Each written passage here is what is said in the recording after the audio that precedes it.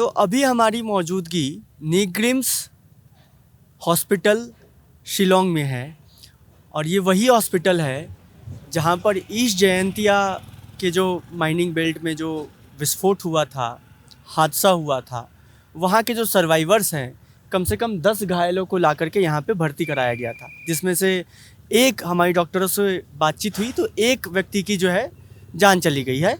बाकी 9 का अभी भी इलाज चल रहा है। कुछ पेशेंट अभी भी आईसीयू में है और साथ के साथ 4 पेशेंट को ईएनटी जनरल वार्ड में शिफ्ट किया गया है। तो जो ईएनटी डिपार्टमेंट में वार्ड में शिफ्ट किया गया था, उन पेशेंट्स के परिवार वालों से हमारी बातचीत हुई। चारों जो पेशेंट है वो नेपाल के रहने वाले हैं। कितने लोग अंदर थे ये संख्या स्पष्ट नहीं है। फिर से मैं क्लियर कर देना चाहता हूँ, हमने जब स्थानीय लोगों से बातचीत की, जो वहाँ पे काम करते थे, जो मज़दूर थे, जो आसपास के दूसरे खदानों में काम करते थे, उन लोगों ने कहा कि भाई साहब 50 से 60 लोग कम से कम एक साथ खदान में उतरते हैं। लेकिन वही दूसरी तरफ जब हम इन लोगों से बातचीत कर रहे थे तो इन लोगों की तरफ से संख्या नहीं बताई गई, क्योंकि जिन लोगों के साथ ये हादसा हुआ, जो मज़दूर घायल हुए बुरी तरीके से, वो अभी भी शौक में है, तो वो अभी भी कुछ भी बताने की स्थिति में नहीं है। एसपी साहब से बातचीत कर रहे थे विकास कुमार, तो उन्होंने कहा कि हमारे अभी शुरुआती जांच में ये पाया गया है कि पिछले 1 महीने से जो है ये अवैध तरीके से कोयला खदान चल रहे थे। लेकिन जब हमने इन लोगों से बातचीत की, इन लोगों का साफ तरीके से कहना है लगभग 1.5-2 महीने से काम कर रहे थे यहाँ पर। विकास जी जो भी इन्वेस्टिगेशन कर रहे हैं वो इन्वेस्टिगेशन सही तो नहीं है।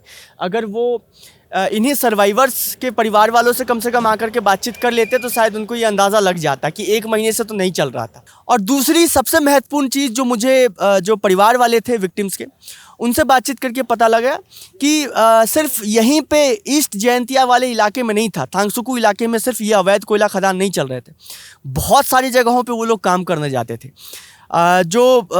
एक व्यक्ति थे जो घायलों से जो हमारी बातचीत हुई, वो कहते हैं कि 2 महीने से तो काम 1.5-2 महीने से तो काम कर रहे थे यहाँ पे, पर उसके पहले दूसरे किसी कोयला खदान में काम कर रहे थे।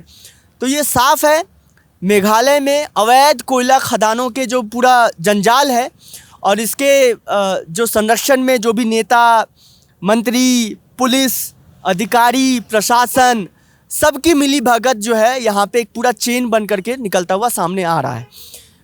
हम एक इलाके में गए जहाँ पे धमाका हुआ। मेघालय में आप तमाम खबरों को खंगाल लीजिए, साल दर साल हर महीने यहाँ से कोयला खदानों में विस्फोट की खबरें आते रहती हैं।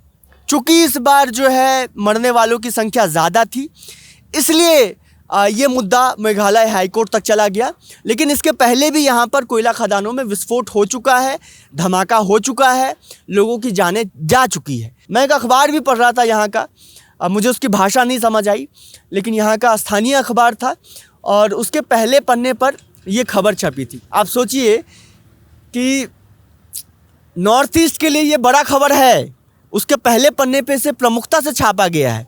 एनडीआरएफ की टीम ने अपना जो भी सर्च और रेस्क्यू ऑपरेशन था उसको ख़त्म कर दिया, उसके बावजूद आज के दिन भी इस खबर को प्रमुखता से पहले पन्ने पे छापा गया है। लेकिन वही अगर आप दूसरी तरफ देखेंगे कि नॉर्थ ईस्ट के बाहर हिंदी पट्टी में आप अगर चले जाएंगे तो इस खबर को आपको कहीं पर भी कोई राह नहीं मिलेगी।